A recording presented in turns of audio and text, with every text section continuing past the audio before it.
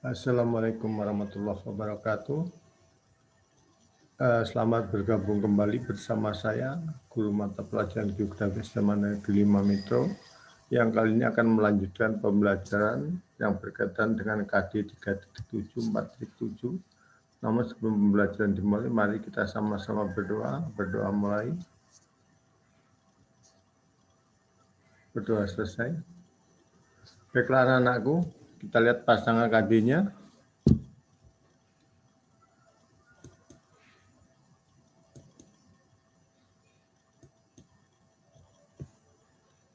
Ya, penangkatannya 3.7 menganalisis jenis dan penanggulangan bencana alam melalui edukasi, kearifan lokal, dan pemanfaatan teknologi modern. KD 4.7 membuat sketsa denah dan atau peta potensi bencana wilayah setempat serta strategi mitigasi bencana berdasarkan peta tersebut. Materi pokok mitigasi bencana alam, materi pembelajaran, jenis dan karakteristik bencana alam, 2. Siklus penanggulangan bencana, 3. Persebaran wilayah rawan bencana alam di Indonesia, 4. Lembaga-lembaga berperan dalam penanggulangan bencana alam, 5. Partisipasi masyarakat dalam mitigasi bencana alam di Indonesia. Dari kelima materi pembelajaran ini yang sudah ada perwakilan presentasi baru 1, 2, 3, 4, dan 5 tidak ada. Saya tunggu sampai hari ini tidak ada yang masuk ya, video presentasinya. Maka ini akan kita ungkap. Baik ya, kita mulai saja. Lembaga-lembaga yang berperan dalam penanggulangan bencana alam. Ya, kita lihat bahwa lembaga-lembaga yang berperan dalam penanggulangan bencana alam antara lain BNPB, Badan Nasional Penanggulangan Bencana, 2. BPBD, Badan Penanggulangan Bencana Daerah, 3. Forum Papua Nasional, 4. Forum Pengurangan Risiko Bencana, 5. PVMBG, Pusat Vulkanologi dan Mitigasi Bencana Geologi, 6. PMI, Palang Merah Indonesia, 7. Departemen Kehutanan, 8. Dirjen Pengendalian Kebakaran Hutan. Yang masing-masing lembaga yang ada di atas ini ya mempunyai visi, misi, tujuan, tugas, dan fungsi. Jadi semua yang ada di sini pada umumnya mempunyai visi, mempunyai misi, mempunyai tujuan, mempunyai tugas, dan fungsi. Kita lihat kelanjutannya. Saya ambilkan contoh BPBD, Badan Penanggulangan Bencana Daerah, dalam lembaga pemerintahan non-departemen yang melaksanakan tugas penanggulangan bencana daerah baik di provinsi maupun kabupaten kota dengan pedoman kebijakan yang ditetapkan oleh Badan Koordinasi Nasional Penanggulangan Bencana atau BPBD, Badan Koordinasi Nasional Penanggulangan Bencana. Dan BPBD dibentuk berdasarkan Peraturan Presiden Nomor 8 tahun 2008 menggantikan Satuan Koordinasi Pelaksanaan Penanggulangan Bencana atau Satkorlak di tingkat provinsi dan Satuan Pelaksanaan Penanggulangan Bencana atau Satlak PB di tingkat kabupaten atau kota yang keduanya dibentuk berdasarkan Peraturan Presiden Nomor 83 tahun 2005. Jadi itu adalah dasarnya. Kita lihat visinya. Ya, saya ambilkan, ini saya kasih contoh visinya. Visi dari BPBD adalah terwujudnya penanggulangan bencana secara cepat, tepat, efektif, dan efisien. Dan misinya ada 3, 1, 2, dan 3. Jadi kalau nanti cari, ya buka Google-nya, apa aja ya yang menjadi misi, kemudian kalian masukkan ke dalam buku catatanmu atau buku tugasmu, dan nanti saya minta ya seminggu dari hari ini, maka saya minta untuk di-store.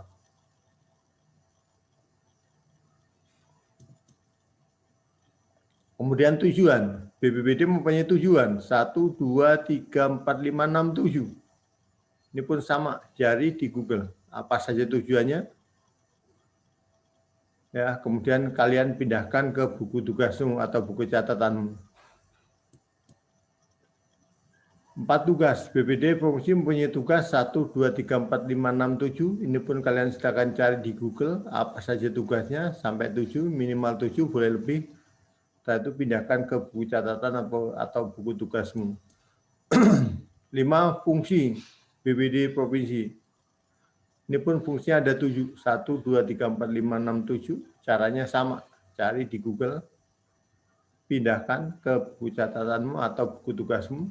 Setelah itu dikumpulkan. Ya, jadi yang saya ambilkan contoh mulai dari BPBD, seharusnya dari Badan Penanggulangan Bencana Pusat. Ya, dari Badan Nasional Penanggulangan Bencana. Tapi saya ambilkan sampel yang daerah, maka nanti semua dilengkapi. Ya, jadi 1, 2, 3, 4, 5, 6, 7 dan yang Badan Penanggulangan Bencana Daerah. Jadi ada 8. Ya, yang di sini saya sebutkan 7, yang 1 sudah saya ambilkan sampelnya walaupun belum ada isi, baru ada visinya. Yang lain-lain memang saya sengaja ya saya kosongkan biar kalian mencari. Ya, setelah cari jangan lupa pindahkan ke bukumu, buku tugas maupun buku catatan. Seminggu dari sekarang saya tunggu hasilnya. Dan materi yang kelima, partisipasi masyarakat dalam mitigasi bencana alam di Indonesia. Ya, tingkat partisipasi masyarakat pada masing-masing tahapan dalam upaya mitigasi bencana adalah sebagai berikut. 1. Partisipasi masyarakat dalam tahap identifikasi masalah. 2. Partisipasi masyarakat dalam tahap perencanaan. 3. Partisipasi masyarakat dalam tahap pelaksanaan. 4. Partisipasi masyarakat dalam tahap pemanfaatan dan pemeliharaan. 5. Partisipasi masyarakat dalam tahap evaluasi. Jadi masing-masing partisipasi kalian berikan penjelasan atau deskripsinya.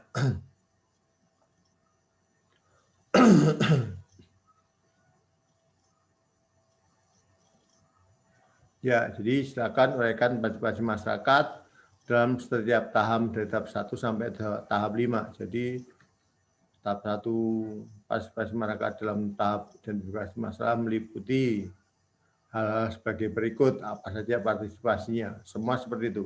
Dari tahap pertama sampai yang kelima. Ini pun caranya seperti yang tadi, cari di Google, pindahkan ke buku tugasmu atau buku catatanmu. Ditunggu. Ya, sepekan dari sekarang. Nah, kemudian kita lihat ya, dari KD 3.7 sudah dibahas semua. Maka sekarang kita lihat KD 4.7-nya. Ya, membuat sketsa, denah, atau peta potensi bencana wilayah setempat serta strategi mitigasi bencana berdasarkan peta tersebut. Yang dibuat wilayah setempat adalah kita di Lampung, maka Provinsi Lampung. Ya, kalau kita di Jawa Tengah, maka di Provinsi Jawa Tengah. Kalau kita di Sumatera Selatan, maka di Provinsi Sumatera Selatan. Karena kita di Lampung, maka ya di Provinsi Lampung. Contohnya seperti ini. Siapkan kertasnya, dibuat garis tepi, kemudian tulis judulnya, misalnya peta potensi bencana alam di Provinsi Lampung. Atau kalau mau yang lain juga boleh, misalnya peta potensi bencana alam di Kabupaten Lampung Barat. Ya, atau yang lain, pokoknya dia berada di daerah Lampung. Kalau memang mungkin di metro, misalnya peta potensi bencana alam di kota metro, ya, tapi kayaknya kota metro merupakan kota yang aman dari bencana alam. Kalau ada gempa hanya sebagai dampak dari terjadi misalnya di Lampung Barat, kita ikut merasakan dampaknya. Di metro sering terjadi adalah bencana alam berupa kebakaran pasar. Ya, itu pun yang nggak tentu ya. Kalau bencana alam yang berupa misalnya gempa bumi sering terjadi.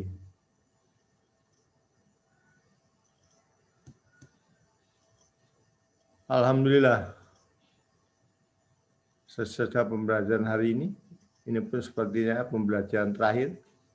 Walaupun minggu depan masih ada waktu, maka saya isi dengan siapa presentasi yang kalian buat ya, yang ada di saya. Misalnya masih ada 2 lagi yang belum saya tayangkan, maka saya tayangkan pada pertemuan yang akan datang. Baiklah anakku, selesai itu pembelajaran kita. Namun sebelum mengakhiri pembelajaran, mari kita sama-sama berdoa. Berdoa mulai, berdoa selesai. Syahiri. Assalamualaikum warahmatullahi wabarakatuh.